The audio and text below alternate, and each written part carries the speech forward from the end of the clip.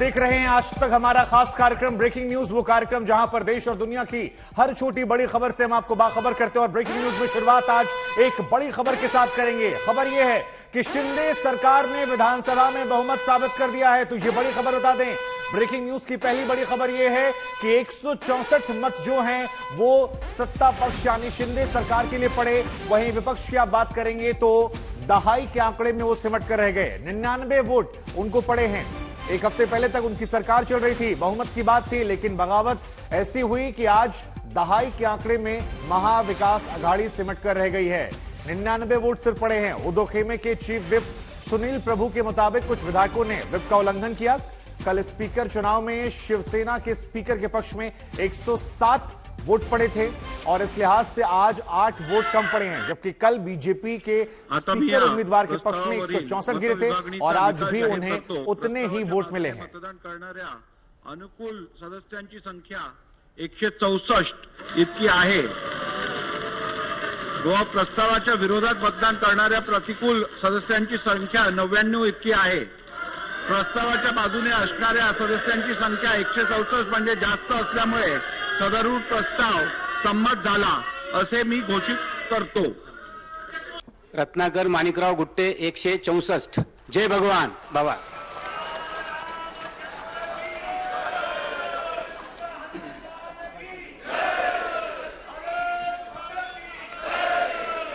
आता रत्नाकर माणिकराव गुट्टे 164। जय भगवान बाबा।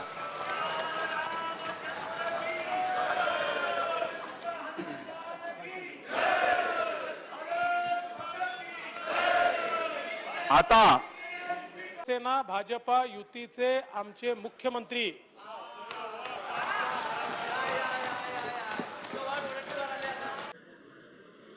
आता मी या प्रस्तावावरील मतविभागणीचा निकाल जाहीर करतो। प्रस्तावाच्या बाजूने मतदान करणाऱ्या अनुकूल सदस्यांची संख्या 164 इतकी आहे।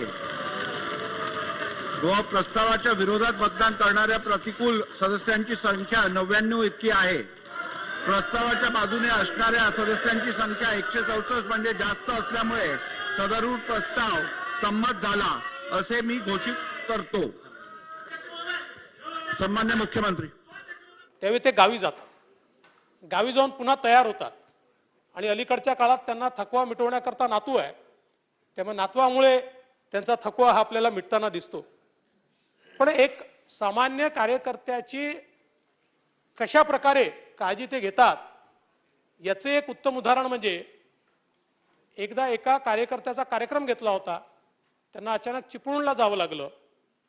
कार्यकर्त्याने फोन करून सांगितलं की साहेब माझी बेइज्जती होईल, 5 मिनिटं तरी या। 6 तास प्रवास करत कार्यक्रमात आले, 10 मिनिटं कार्यक्रम केला आणि पुन्हा 6 तास प्रवास करत त्या ठिकाणी चिपळूणला गेले। ही कार्यकर्त्याच्या प्रती जी काही एक प्रेम भावना आहे ही अत्यंत महत्त्वाची आहे। खरं म्हणजे एक गोष्ट अजून आपण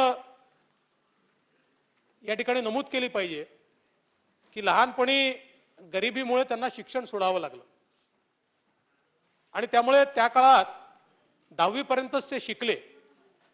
परंतु त्यानंतर संधी मिळाल्यावर वयाच्या 56व्या वर्षी त्यांनी बीएची डिग्री मिळवली आणि 77% गुण घेऊन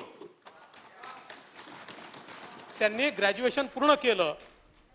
त्यामुळे मला असं वाटतं की स्वतः शिकू शकले नाही म्हणून मुलाला। तो बड़ी जानकारी एक बार फिर हम आपको दे दें ब्रेकिंग न्यूज कार्यक्रम में। एकनाथ शिंदे सरकार को बहुमत मिल गया है, 164 वोट उनके पक्ष में पड़े हैं, विपक्ष को 99 वोट पड़े हैं। और सबसे बड़ी बात जो रही वो ये रही कि स्पीकर चुनाव में जिस एमवीए को 107 वोट मिले थे, उसी एमवीए को 24 घंटे बाद फ्लोर टेस्ट में सिर्फ 99 वोट मिले। 8 यहां पर भी कम हो गए।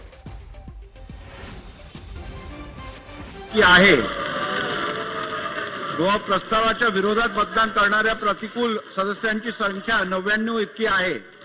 प्रस्तावाच्या बाजूने असणाऱ्या सदस्यांची संख्या 164 म्हणजे जास्त असल्यामुळे सदरूढ प्रस्ताव संमत झाला असे मी घोषित करतो। सन्मान्य मुख्यमंत्री,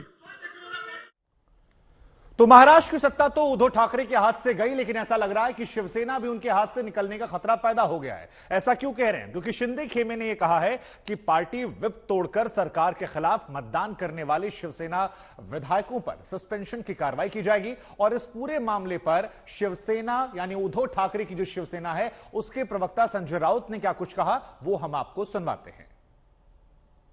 2.5 साल पहले जब हमने ये प्रस्ताव रखा था कि 2.5 साल आप मुख्यमंत्री, हम जो आपने एग्रीमेंट किया था हमसे पॉलिटिकल, उसके मुताबिक हम करेंगे, तब हमने हमारा मुख्यमंत्री होने नहीं दिया।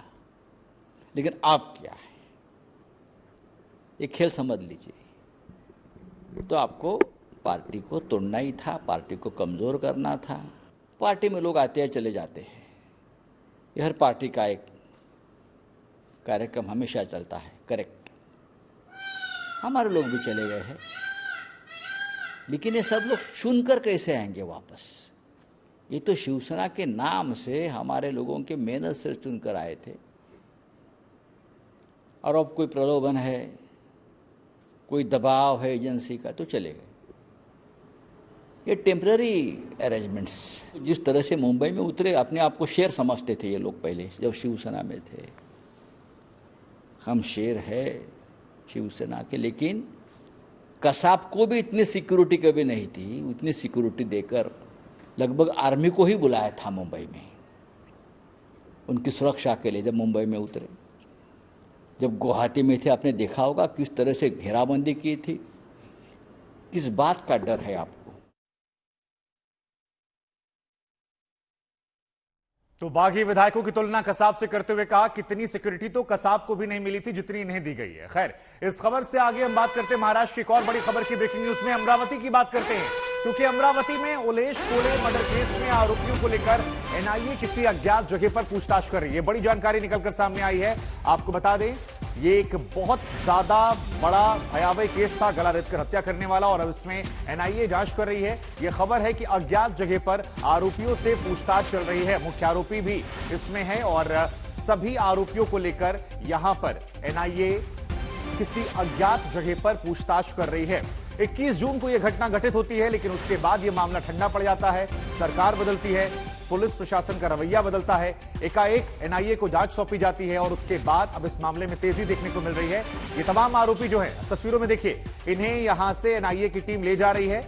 मुंह पर इनके कपड़ा बांध दिया गया है और फिलहाल जो खबर है वो ये कि किसी अज्ञात जगह पर इनसे पूछताछ हो रही है। तस्वीरें दिखा रहे हैं हम आपको, गाड़ी में बिठाते हुए ये तस्वीरें इस वक्त हम आपको दिखा रहे हैं। जरा तस्वीर देखिए आप। एनआईए की टीम यहां पर मौजूद है और इन तमाम लोगों को गाड़ी में बिठाकर ले जाया जा रहा है। वही हम आपको बता दें कि अमरावती की पुलिस कमिश्नर आरती सिंह ने पूरे विवाद पर चुप्पी तोड़ी है। आज तक से एक्सक्लूसिव बातचीत में पुलिस कमिश्नर ने यह कहा कि नवनीत राणा का आरोप सही नहीं है। पुलिस ने उमेश कोल्हे की हत्या को लूटपाट में हुई हत्या का रंग देने की कोशिश नहीं की थी, ऐसा वो कह रही हैं। हालांकि उन पर आरोप कई तरह से सियासी पार्टियां लगा रही हैं। तो यहाँ पर अमरावती की जो पुलिस कमिश्नर है आरती सिंह, वो हमारे साथ हैं, उनसे बात करते हैं। मैम, क्या कहेंगे कि जो लॉ एंड ऑर्डर सिचुएशन है किस तरह से कंट्रोल किया हुआ है? आप यहाँ खुद ही देख रहे हैं कि यहाँ पूरी सिचुएशन पीसफुल है, यहाँ कोई भी प्रॉब्लम नहीं है। आज शोक सभा बीजेपी की तरफ से ऑर्गेनाइज हुई है।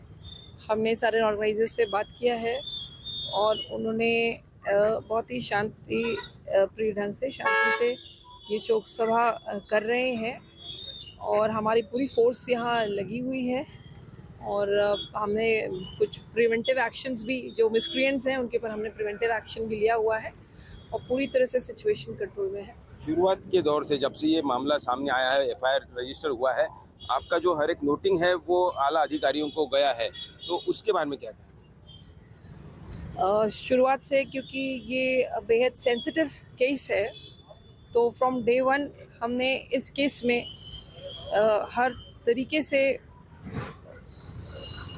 जल्दी से जल्दी आरोपी पकड़ने, केस को सॉल्व करने, इस सब का प्रयास किया। जिस दिन ये घटना हुई रात को, उस दिन रात को खुद मैं स्पॉट पर, घटना होते ही जैसे मुझे पता चला, मैं खुद स्पॉट पर गई और वहाँ से आने के बाद हमारा जो प्रिलिमिनरी इन्वेस्टिगेशन हुआ, उसके बाद मैं कंटिन्यूसली हमारे वरिष्ठों को, क्योंकि सेंसिटिव केस था तो हमारे वरिष्ठों को मैंने सब बताया। और अभी तक जो भी इन्वेस्टिगेशन में सबसे पहले हमने 2 आरोपी अरेस्ट किए और वो तुरंत हमने अरेस्ट किए। उसके बाद और जो क्लूज मिले उनसे बाकी आरोपी अरेस्ट हुए। पर कहीं ना कहीं बहुत कॉन्क्रीट ढंग से आरोपी तो हम अरेस्ट कर रहे थे क्योंकि हमारे पास बहुत क्लूज थे आरोपी के इन्वॉल्वमेंट के, पर मोटिव पूरी तरह से एस्टैब्लिश करने के लिए और एविडेंसेस की ज़रूरत थी।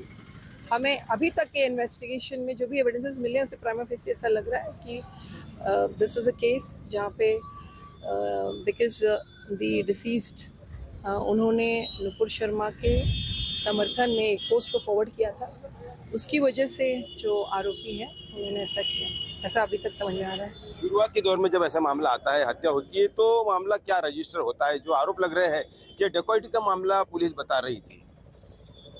देखिए, पहली बात तो ये आरोप सिर्फ एक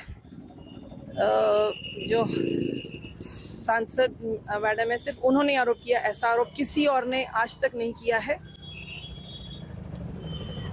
इस आरोप की वजह क्या है मालूम नहीं। आप वहीं देखेंगे तो जो राज्यसभा एमपी हैं अनिल बोंडे साहब, वो उन्होंने खुद मेरा समय मांगा, मेरे पास आए, मैंने उनको सारी जानकारी दी। उन्होंने आज तक ऐसा आरोप नहीं लगाया क्योंकि मैंने उनको जानकारी दी। हमारी मैडम ने हमारे पुलिस डिपार्टमेंट में किसी से बात नहीं की, और बात नहीं की तो कम से कम एफआईआर में देख लेना चाहिए था हमने सेक्शंस क्या लगाए। अगर हमें मामले को दबाना ही होता तो हम चोरी या डकैती के सेक्शंस लगा के दबा देते या आरोपी नहीं पकड़ते। हमने पहले 2 आरोपी पकड़े, फिर 4 पकड़े, 5 पकड़े, मुख्य आरोपी पकड़ा, 7 आरोपी पकड़े गए हैं। तो और कहीं भी हमने चोरी या डकैती आज तक ना हमने ऐसा प्रेस नोट दिया, ना हमने ऐसी सेक्शंस लगाई। तो ये टोटल ही बेबुनियाद आरोप सिर्फ एक ही जगह से आ रहा है। यूसुफ जो शख्स है, जो आरोपी है, वो डॉक्टर कहलाता है, उसका संबंध इस डिजीज से?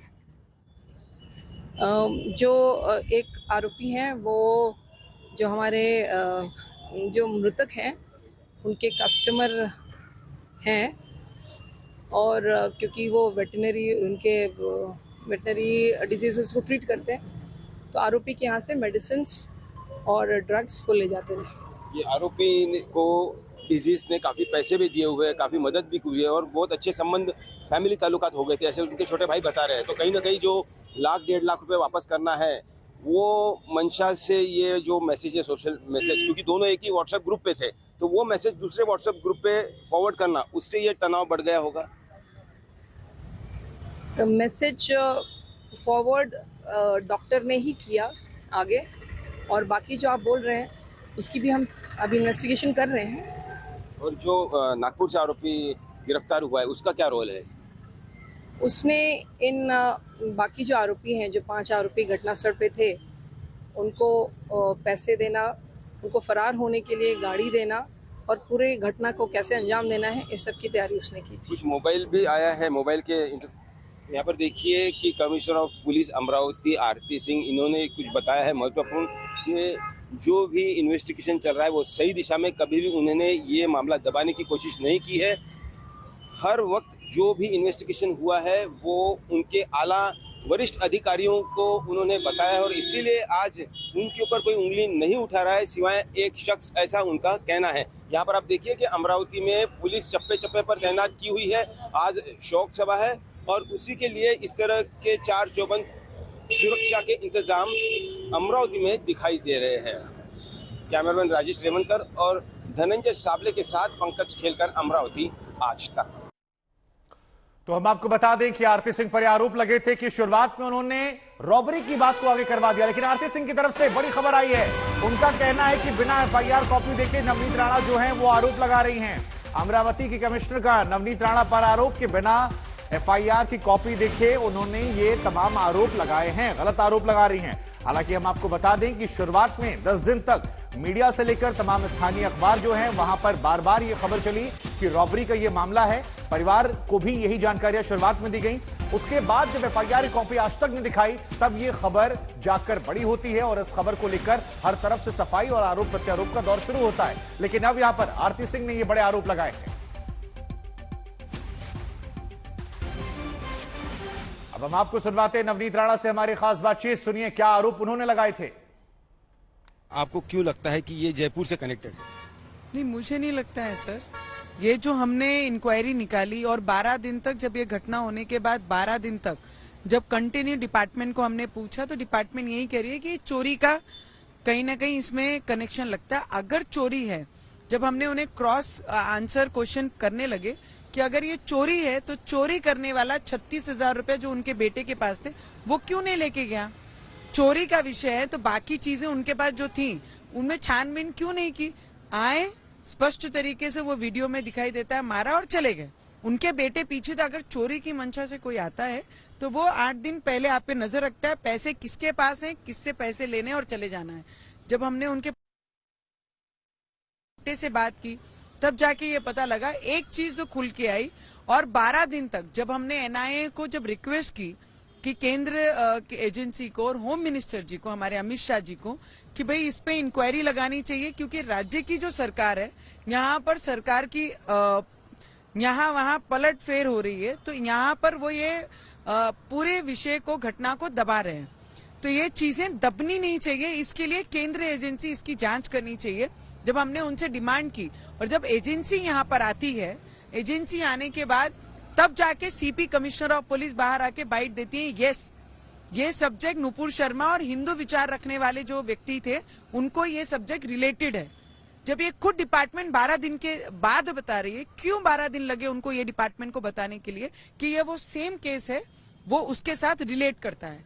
अगर ऐसी चीजें हैं तो और भी 10 लोग जो हमारे अमरावती में जिनको ऐसी धमकियां आ रहे हैं, तो मैंने उनको वही कहा है, एनआईए से मैंने वही विनती की है कि जिन्होंने मारा है, जो घटना जिन्होंने की है, जो दोषी हैं उन पे तो कार्रवाई होनी चाहिए, पर जिन्होंने ये घटना को दबाया है, ऐसी कमिश्नर ऑफ पुलिस, उन पे भी उतनी कार्रवाई होनी चाहिए। वो डिमांड मैं कर रही हूँ। ऐसी घटना देश में कहीं नहीं होनी चाहिए। जो भी इस देश में रहता है वो हर व्यक्ति हमारे लिए उतना ही इम्पोर्टेंट रखता है जितना दूसरे समाज का। आप अपने समाज का प्रचार प्रसार कीजिए, हम अपने करेंगे।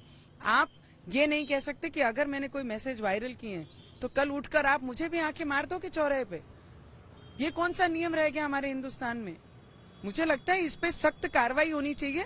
कोई भी व्यक्ति हो, कोई भी धर्म का हो, अगर ऐसी घटना किसी के साथ होती है तो ऐसे जुर्म करने वाले जो भी क्रिमिनल्स है उन्हें चौराहे पे लाकर ऐसी सजा देनी चाहिए कि आगे आने वाले समय में वो क्रिमिनल सपने में भी ना सोचे कि वो ऐसा किसी को मार सके खुलेआम।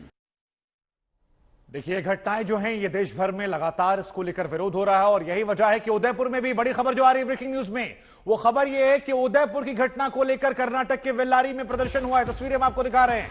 तो ब्रेकिंग न्यूज में इस वक्त जो तस्वीर हम आपको दिखा रहे हैं वो कर्नाटक के वेल्लारी की है, जहां पर प्रदर्शन किया गया है और हिंदू संगठन के तमाम लोग यहां पर निकले हैं, खुलकर यहां पर विरोध किया है, रैली निकाली है, टायर जलाकर ये विरोध प्रदर्शन को अंजाम दिया गया है।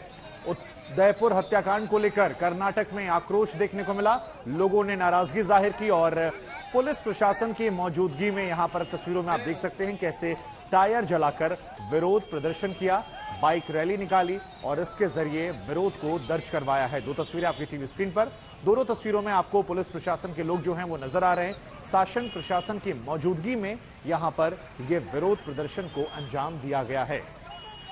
तो देश के अलग अलग हिस्सों में लगातार विरोध प्रदर्शन हो रहा है और इन सब के बीच में यह तस्वीर अपने आप में महत्वपूर्ण हो जाती है। उदयपुर हत्याकांड पर कर्नाटक में आक्रोश और इसकी 2 तस्वीरें फिलहाल आपकी टीवी स्क्रीन पर। टायर जलाकर विरोध दर्ज कराया गया है। यहां तस्वीरें देखिए आप, आपको पुलिस वाले भी नजर आएंगे।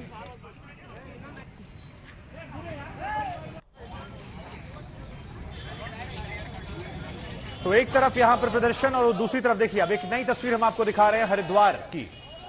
तो कर्नाटक से लेकर हरिद्वार तक तमाम साधु संत जो हैं वो यहां पर सड़कों पर निकले हैं और कन्हैया लाल के हत्यारों को फांसी दो, ऐसे बैनर, पोस्टर, पैम्पलेट लेकर आम लोग और आम लोगों के साथ तमाम साधु संत जो हैं वो भी सड़कों पर उतरे हैं। हरिद्वार की सड़कों पर निकलकर ये विरोध प्रदर्शन किया गया और यहां पर मांग की गई कि इनके हत्यारों को फांसी की सजा दी जाए।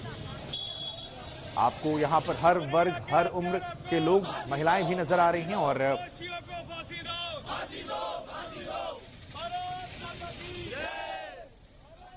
ज्ञानवापी केस में आज एक बार फिर वाराणसी की जिला अदालत में सुनवाई होगी। मुस्लिम पक्ष केस को सुप्रीम कोर्ट में ले गया था, जिस मामला जिला कोर्ट को ट्रांसफर कर दिया गया। मुस्लिम पक्ष पिछली सुनवाई 30 मई पर कुछ दलीलें रख चुका है और इस पूरे मामले पर हिंदू पक्ष के वकील विष्णु जैन से बातचीत की हमारे संवाददाता समर्थ श्रीवास्तव ने। आज एक बार फिर मेंटेनेबिलिटी का केस वाराणसी कोर्ट में शुरू होना है। बातचीत करने के लिए हमारे साथ हिंदू पक्ष के वकील विष्णु जैन साहब, बहुत स्वागत है सर आपका। एक बार फिर से आपकी वापसी हुई है, गर्मियों की छुट्टियां हो गई हैं, आज का क्या है, आज क्या होना है कोर्ट में? देखिए, मुस्लिम पक्ष ने पिछली 2 हियरिंग में अपने बहस रखी थी कोर्ट के सामने मेंटेनेबिलिटी के इशू पे। हमारे जो प्लेन के 50 पैरा उसमें 36 पैरा तक उन्होंने पढ़ा है। आगे के पैरा उनको पढ़ने और अपने सबमिशंस कोर्ट के सामने रखने हैं, और जब उनकी प्लीडिंग खत्म हो जाएगी उसके बाद हम उसमें अपने जवाब रखेंगे। वक्त लग सकता है, आज का 2 दिन लग सकता है? मुझे लगता है आज और कल मुस्लिम पक्ष अपने बहस, मुझे ऐसा अनुमान है, हो सकता है आज ही वो अपनी बहस खत्म कर दें, नहीं तो आज और कल वो 2 दिन का समय और ले सकते हैं अपनी बहस कंप्लीट करने के लिए। उसके बाद हम उसका जवाब देंगे। लगातार 91 एक्ट का हवाला दे रहे हैं, आप लोग क्या लग रहा है? देखिए, 91 का एक्ट यहाँ पे अप्लाई नहीं होता है। अभी इस केस में एविडेंस लीड करी जानी है और धार्मिक स्वरूप उस संपत्ति का 15 अगस्त 1947 को क्या था ये तय होना है, क्योंकि सेक्शन 4 सब क्लॉज 1 में प्लेसेस ऑफ वर्शिप एक्ट के लिखा हुआ है कि धार्मिक स्वरूप 15 अगस्त 1947 का जो था वो रहेगा। तो धार्मिक स्वरूप 15 अगस्त 1947 को क्या था ये कोर्ट में एविडेंस के थ्रू ही लीड हो सकता है। उसके बाद ये डिसाइड होगा कि प्लेसेस ऑफ वर्शिप एक्ट किसके पक्ष में अप्लाई होता है। अगर कोर्ट ये तय करती है एविडेंस के बाद कि धार्मिक स्वरूप मस्जिद का था 15 अगस्त 47 को, तब ये जगह मस्जिद की रहेगी, और अगर धार्मिक स्वरूप हिंदू मंदिर का था तो ये जगह हिंदू मंदिर की रहेगी, और तब प्लेसेस ऑफ वर्शिप एक्ट हमारे पक्ष में अप्लाई करेगा। आपने हरिशंकर जी ने लास्ट टाइम कहा था कि आप लोग चाहेंगे कि एएसआई का इसमें इन्वॉल्वमेंट है, जिससे कि चीजें पारदर्शिता सामने आए। देखिए, अभी एएसआई की जो मांग है, जो बात है, अभी हम मेंटेनेबिलिटी का इशू एक बार इसको सॉर्ट आउट कर लें, इसमें हम कोर्ट के सामने अपने आर्गुमेंट्स रख लें, ये डिसाइड हो जाए, उसके बाद एएसआई की जो बात है वो आगे बढ़ेगी। मतलब आगे ले जाएंगे ऐसे? नहीं, बिल्कुल, एएसआई तो आगे चल के हमें करना ही करना है, पर वो कब करना है, कैसे करना है, एक बार सारे लोगों से डिस्कस करके और सारे महिला याचिकाकर्ताओं से डिस्कस करके हम उसमें आगे बढ़े। रवि दिवाकर का लेटर और फिर जो आपने देखा होगा, तो कैसे देखते हैं आप? कौन सा लेटर? जो जज साहब का लेटर आया कि उन्होंने लिखा कि मैं मतलब मुझे इस तरह के वो मिल रहे हैं, थ्रेटनिंग्स मिल रहे हैं। हाँ, नहीं, बहुत वो सेंसिटिव और सीरियस इशू है। जिस तरह से एक सिटिंग जज को, जिन्होंने इस केस को डिसाइड किया और इम्पोर्टेंट एस्पेक्ट्स पे डिसाइड किया, उनको जिस तरह से थ्रेट लेटर्स मिल रहे हैं,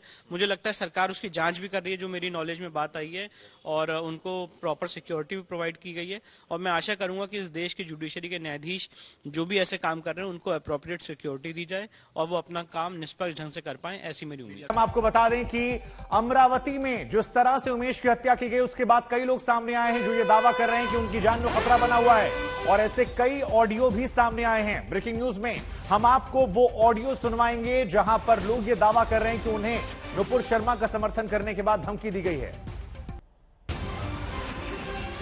राजू मिर्जा बात कर रहा हूँ सर, राइवर हेल्पलाइन अमरावती से। हाँ सर, आपका एक स्टेटस वायरल हो रहा था, सपोर्ट नुपुर शर्मा करके। हाँ, तो सर इसकी वजह जान सकता हूँ? नहीं, वजह कुछ नहीं है। तो सर आप जैसा इसका स्टेटस रख रहे तो वो इसकी तो कुछ तो वजह होंगी।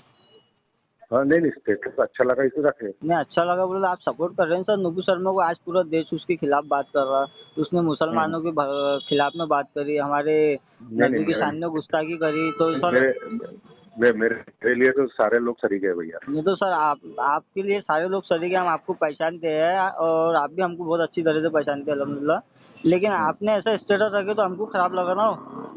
खराब लग रहा है? बिल्कुल खराब लगा सर, हम तो आपके खिलाफ हो जाएंगे ऐसे स्टेटस से। बंद निकाल देते स्टेटस अगर आपको। और हम अकेले खिलाफ नहीं होंगे सर, आपका पूरा शहर आपके खिलाफ होगा। हाँ, निकाल देते स्टेटस में। नहीं तो सर इसकी कुछ तो वजह होंगी आपने रखे तो। मैंने स्टेटस कोई ऐसा कोई इंटेंशन रख के नहीं रखा हूँ मैंने। फिर सर इंटेंशन रख के नहीं रखा स्टेटस। नहीं सर, उनने जो बात कही है ना, नुपुर शर्मा ने हमारे नबी के सामने गुस्ताखी की है और आज पूरा देश उसके खिलाफ में है, तो उसके ऊपर में आप उसको सपोर्ट कर रहे हैं। नहीं, देश कौन सा देश, मैं कोई इंसान के खिलाफ कुछ नहीं है। नहीं सर, आपने सर मुसलमानों के खिलाफ रख लिए ना। कहाँ है? आपने सर जो स्टेटस रखे वो सिर्फ एक समाज को टारगेट कर रहा ना। नहीं, मैंने वो इंटेंशन रख के कुछ नहीं रखा हूँ, स्टेटस निकाल देता हूँ, ठीक है। हाँ जी भैया। हाँ, मैंने बोला कौन बात कर रहे? जय मोबाइल से बोल रहा हूँ भैया। हाँ, वो आपने जो स्टेटस रखे है तो उसके बारे में बात कर रहा था। हाँ भैया, मैं बोल रहा हूँ कि क्या हो गया, वो जल्दबाजी क्या में बोल रहा है, अपने जैसे आ गया। आपकी दुकान पे आना पड़ेगा कभी, मैंने बोला। भैया मैं आपसे हाथ जोड़ के माफी मांगता हूँ, अपन वैसे आदमी नहीं, मेरी बात सुनो। 4 मिनट के फिर अंदर वहाँ पर तुमने वीडियो डालना व्हाट्सएप पे डालना था, क्यों मैंने बोला फिर? मेरी बात सुनिए सर, आप सुनिए तो सही मेरी बात। किसी ग्रुप में मेरे को आया हेलो वो तुमको एक वीडियो क्लिप बनाना पड़ता भी 30 सेकंड का, तुमको वीडियो में माफी मांगना पड़ेगा कि भाई मैंने जो गुस्सा की, जो गलती करा, मैं उसकी माफी चाहता।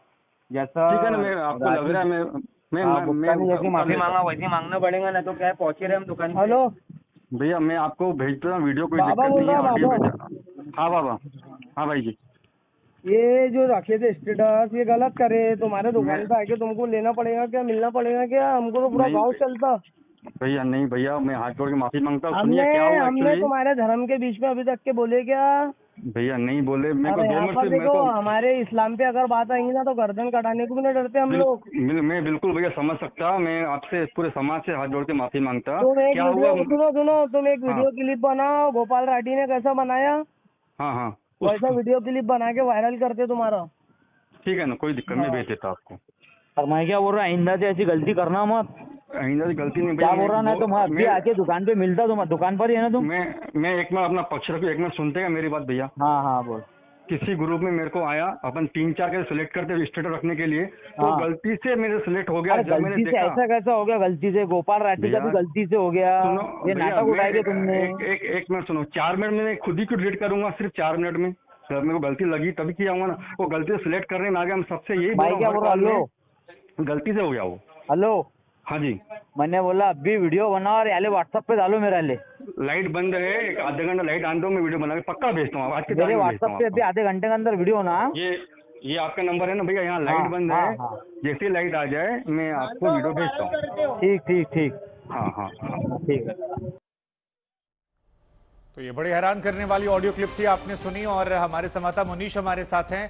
मुनीश, जिस तरह से यहां पर धमकियां एक के बाद एक आ रही हैं, सोशल मीडिया पर भी हमने देखा कई लोग माफी मांगते हुए नजर आए, ये तो बड़ी परेशान करने वाली स्थिति है। क्योंकि शुरुआत में उदयपुर में वीडियो वायरल किया गया और उस दहशत को लग रहा है कि अब फैलाया जा रहा है, लोगों को बार बार डराया जा रहा है, और हर कोई भी नॉर्मल इंसान जो है वो लाजमी बातें से सहम जाएगा।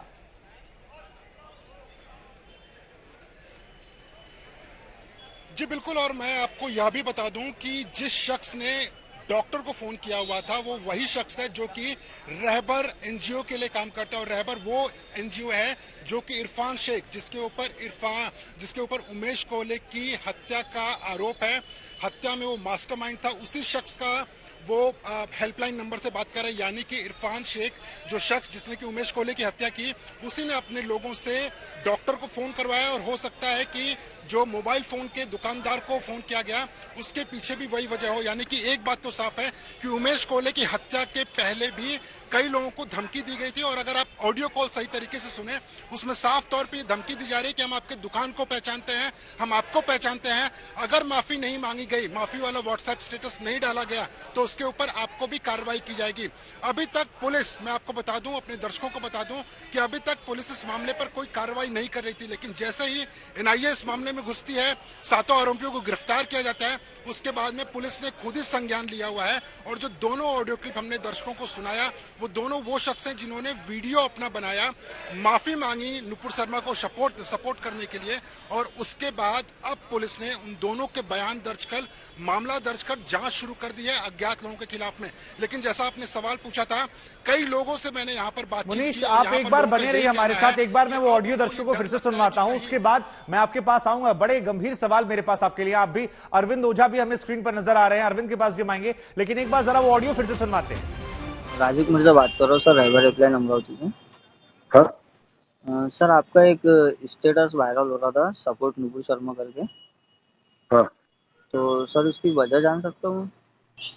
नहीं, वजह कुछ नहीं है। तो सर आप जैसा इसका स्टेटस रख रहे तो वो इसकी तो कुछ तो वजह होंगी।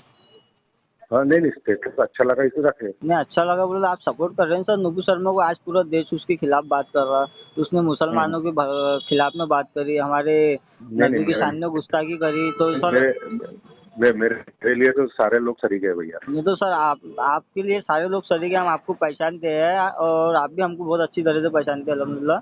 लेकिन आपने ऐसा स्टेटस रखे तो हमको खराब लगा ना। खराब लग रहा है?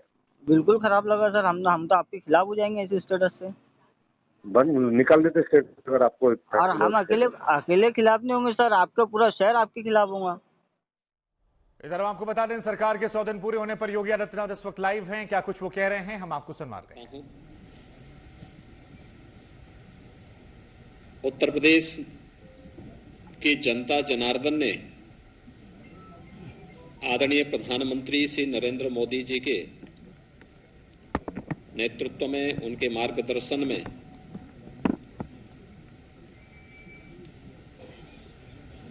अभी हाल ही में प्रदेश में संपन्न हुए विधानसभा चुनाव में भारतीय जनता पार्टी गठबंधन को प्रचंड बहुमत देकर के जिस उद्देश्य से अपना आशीर्वाद दिया था, जीत का वह सिलसिला जन विश्वास का प्रतीक तो था ही, वह निरंतर नित नए प्रतिमान स्थापित कर रहा है। विधानसभा चुनाव के बाद उत्तर प्रदेश विधान परिषद के स्थानीय प्राधिकारी के 36 सीटों पर चुनाव संपन्न हुए। इन 36 में से 33 सीट भारतीय जनता पार्टी ने और 3 सीटें निर्दलीयों ने जीते। समाजवादी पार्टी, बहुजन समाजवादी पार्टी और कांग्रेस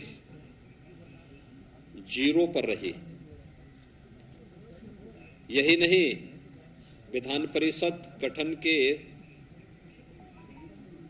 पश्चात 87 वर्ष के बाद पहली बार उत्तर प्रदेश विधानमंडल का उच्च सदन कांग्रेस विहीन भी हो गया है। कांग्रेस मुक्त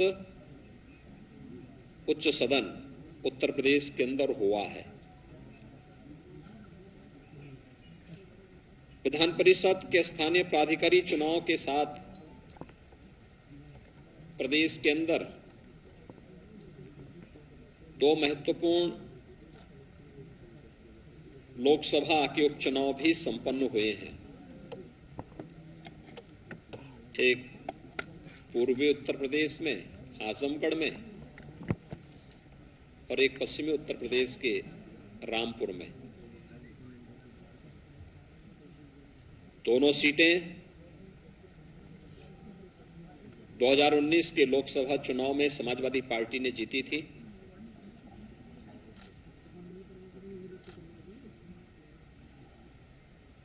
इस उपचुनाव में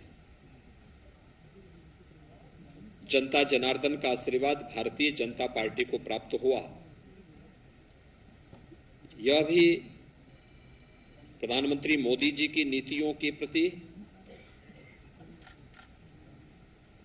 और सरकार की सक्रियता और बेहतर समन्वय का एक परिणाम है कि जनता जनार्दन का आशीर्वाद फिर से भारतीय जनता पार्टी गठबंधन के प्रत्याशियों को प्राप्त हुआ और दोनों सीटों पर भी भारतीय जनता पार्टी के प्रत्याशी विजयी हुए।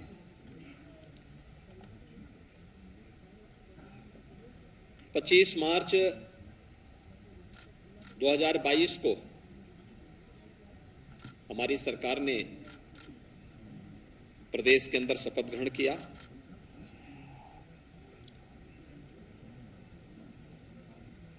उत्तर प्रदेश के इतिहास में 37 वर्षों के बाद यह अवसर आया था जब कोई सरकार अपना 5 वर्ष का कार्यकाल पूरा करे और 5 वर्ष के अपने कार्यकाल के उपरांत फिर से प्रचंड बहुमत के साथ सरकार बनाए। पहली बार उत्तर प्रदेश के इतिहास में किसी मुख्यमंत्री ने अपना कार्यकाल पूरा किया और प्रचंड बहुमत के साथ फिर से सरकार बनाने के साथ ही सरकार को सफलतापूर्वक संचालन करने के अपने 100 दिन के अपने इस कार्यकाल की उपलब्धियों के साथ जो कहा सो किया कि इस अपने परंपरागत अभियान को लेकर के फिर से मैं आपके बीच में यहां पर उपस्थित हुआ हूं। हम सब जानते हैं कि उत्तर प्रदेश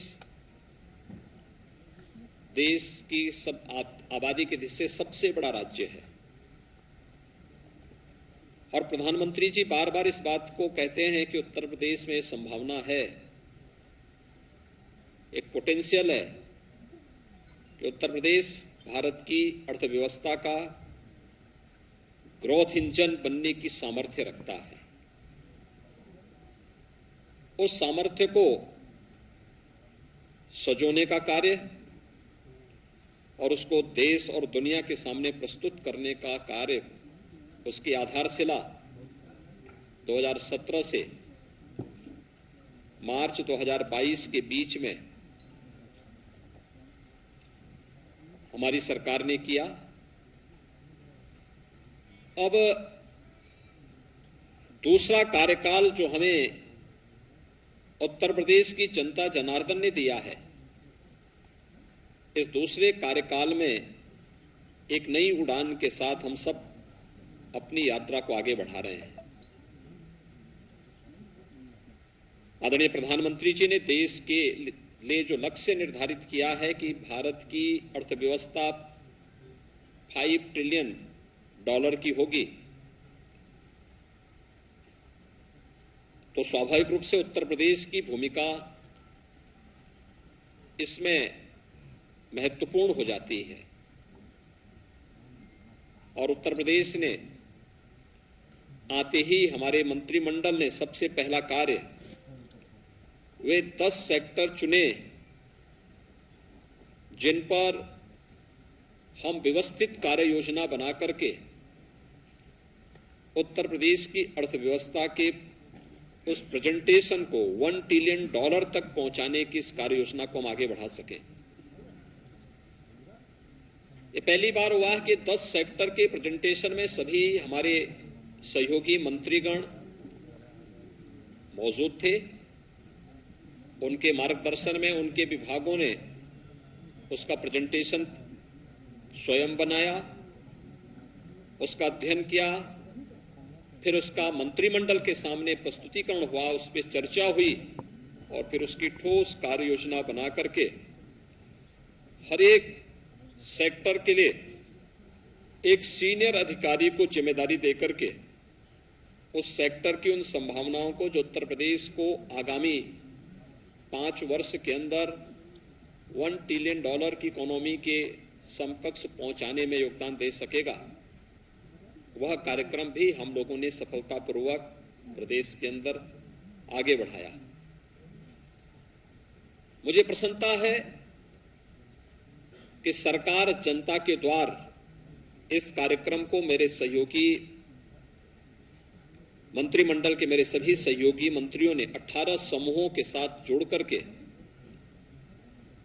अलग अलग समूह, मंत्री समूह को 18 मंत्री समूह ने 18 कमिश्नरी को केंद्र में रख करके 72 घंटे के लिए एक कमिश्नरी में कैंप किया। जनपद स्तर पर गए, गांव में गए, नगर में गए, अलग अलग संगठनों, संस्थाओं के साथ बैठकें भी संपन्न की, जनता चौपाल के कार्यक्रम भी आयोजित किए, विकास कार्यों के भौतिक सर्वेक्षण भी किए और उन कार्यक्रमों को आगे बढ़ाने का कार्य किया जो जनता के मन में एक नया विश्वास पैदा कर सके। मंत्री समूह ने अब तक हर मंत्री समूह 2 कमिश्नरी कवर कर चुके हैं और सफलतापूर्वक इन कार्यक्रमों को एक नई गति उनके मार्गदर्शन में न केवल अपने विभाग के कार्यों को बल्कि जमीनी धरातल पर जाकर के देख करके शासन की सभी प्रकार की योजनाओं को प्रभावी ढंग से क्रियान्वयन का कार्यक्रम भी आज प्रदेश के अंदर सफलतापूर्वक आगे बढ़ने का कार्य हो रहा है। मित्रों, ये जो कार्यक्रम है, जो उत्तर प्रदेश की अर्थव्यवस्था को एक नई गति देने के लिए एक टीम वर्क प्रदेश के अंदर देखने को मिल रहा है। इस टीम वर्क ने अपने पिछले कार्यकाल में बहुत सारी उपलब्धियां हासिल की थी और आज उत्तर प्रदेश को देश की सबसे बड़ी अर्थव्यवस्था के रूप में स्थापित करने के इस लक्ष्य को आगे बढ़ाते हुए हम लोगों ने अगले 5 वर्ष की जो कार्य योजना तैयार की है, इसमें 100 दिन के जो लक्ष्य तय किए गए थे, उन लक्ष्यों को सफलतापूर्वक आगे बढ़ाने का कार्य भी वर्तमान में हम लोग कर रहे हैं, जो उत्तर प्रदेश की प्रगति और समृद्धि की दृष्टि से अत्यंत महत्वपूर्ण है। हम लोगों ने प्रदेश के अंदर जो कार्य योजना तैयार की, इस दौरान हम लोगों ने तकनीक का भी बेहतर इस्तेमाल किया। पहली बार हुआ जब प्रदेश के अंदर पेंशन प्राप्त करने वाले सरकारी कर्मचारियों के लिए ई पेंशन की सुविधा लागू हुई। हैदराबाद में बीजेपी की राष्ट्रीय कार्यकारिणी की बैठक का समापन हो गया। इस बैठक में सबसे ज्यादा चर्चा भाग्यनगर की हो रही है। पीएम मोदी ने अपने संबोधन में हैदराबाद को भाग्यनगर कहा, तभी से तेलंगाना की सियासत में एक नई ऊर्जा आ गई। अब देखना यह है कि तेलंगाना की राजनीति में बीजेपी का भाग्य चमकता है या नहीं, लेकिन बीजेपी की तरफ से इसकी शुरुआत कर दी गई है।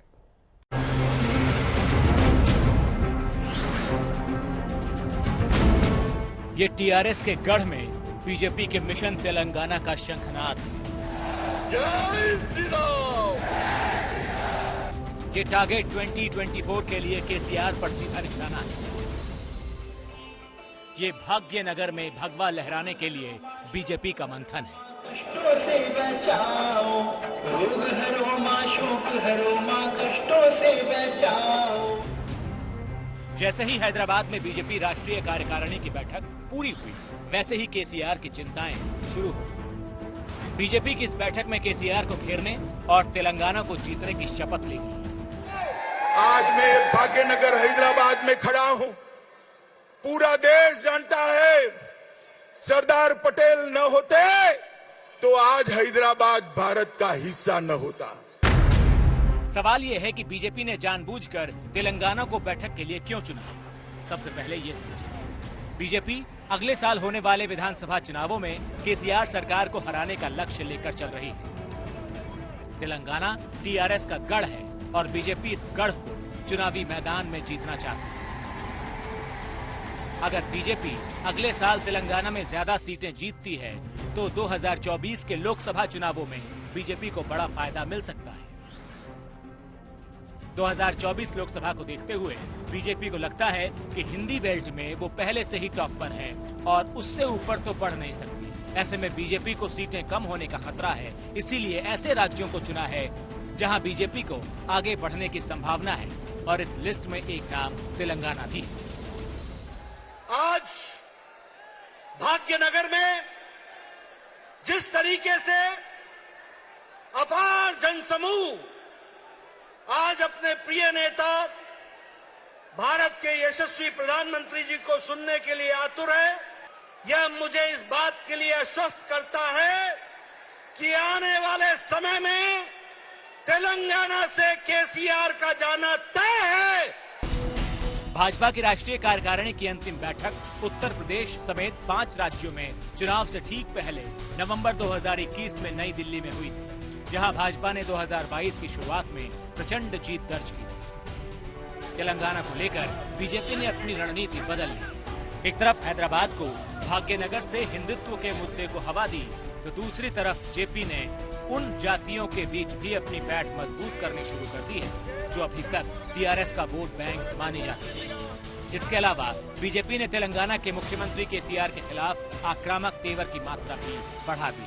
इन सारी वजहों से बीजेपी को तेलंगाना में पिछले कुछ वर्षों में बढ़त भी मिली। 2014 के लोकसभा चुनावों में बीजेपी ने तेलंगाना में तेलुगु देशम पार्टी के साथ गठबंधन किया और 8 सीटों पर चुनाव लड़ा।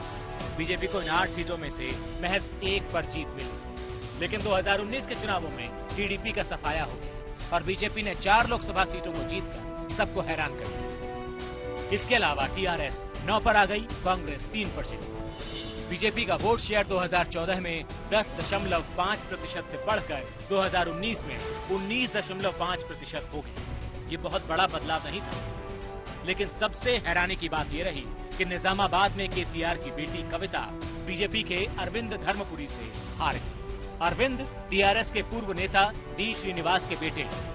इस हार ने बीजेपी को एक सियासी किक दे दी। यही वजह है कि बीजेपी की राजनीतिक लड़ाई को टीआरएस व्यक्तिगत लड़ाई तक ले आया। इसीलिए पीएम मोदी के हैदराबाद आने पर मुख्यमंत्री केसीआर उन्हें रिसीव करने एयरपोर्ट नहीं गए। केसीआर जी ने व्यक्ति का अपमान नहीं किया, संस्था का अपमान किया है।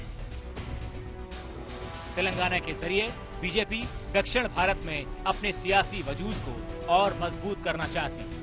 फिलहाल दक्षिण भारत के सिर्फ एक राज्य कर्नाटक में बीजेपी की सरकार है। आंध्र प्रदेश, तमिलनाडु और केरल जैसे राज्यों में पार्टी कमजोर है। ऐसे में तेलंगाना के रास्ते बीजेपी दक्षिण में अपनी पैठ बढ़ाने की भी कोशिश में है। इसीलिए तेलंगाना की ये लड़ाई केसीआर के लिए नई मुसीबत लाने वाली साबित हो सकती है। हैदराबाद से हिमांशु मिश्रा के साथ आज तक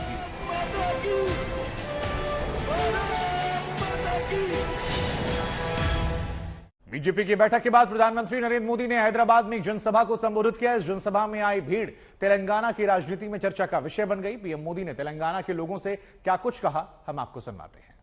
तेलंगाना का विकास, चौतरफा विकास भारतीय जनता पार्टी की पहली प्राथमिकताओं में से एक है। सबका साथ, सबका विकास, सबका विश्वास और सबका प्रयास के मंत्र पर चलते हुए हम तेलंगाना के विकास पर निरंतर प्रयास कर रहे हैं। साथियों, हमारी सरकार ने महिलाओं, बहनों, बेटियों की गरिमा, उनके स्वास्थ्य, उनका जीवन आसान बनाने को सर्वोच्च प्राथमिकता दी है। स्वच्छ भारत अभियान से तेलंगाना की लाखों गरीब माताओं, बहनों, बेटियों को सम्मान का जीवन मिला है। उज्ज्वला योजना से मिले मुफ्त गैस कनेक्शन से तेलंगाना की लाखों गरीब बहनों को जुए से मुक्ति मिली है। हैदराबाद देश की आत्मनिर्भरता का, देश के आत्मविश्वास का प्रमुख सेंटर है। तेलंगाना के दूसरे शहरों और गांवों में भी असीम सामर्थ्य है। यहां के खेतों में, यहां के किसानों के पास देश और दुनिया को देने के लिए बहुत कुछ है। यहां प्रकृति ने भी कोई कमी नहीं रखी है। मैं आपको विश्वास दिलाता हूं कि जब तेलंगाना में भाजपा की डबल इंजन सरकार बनेगी तो तेलंगाना के शहर, तेलंगाना के हर गांव विकास के लिए यहां और तेजी से काम होगा।